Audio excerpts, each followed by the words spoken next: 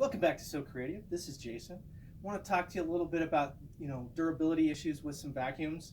I don't know about you, but I've got kids, and even myself, I am prone to leaving some of my socks or other towels. Towels that get left on the floor. We got puppies, so we got towels all over the floor. So you might have a towel that's on the floor for some reason, or you may have a sock or a shirt that's under a bed, and you don't realize that it's there. But you're going to vacuum along, it gets sucked up. Notice the red light here.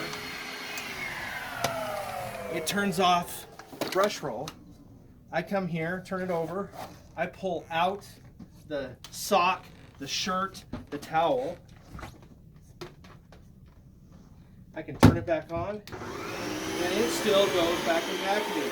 The red light turned green, which indicates that the brush roll is back on and working again.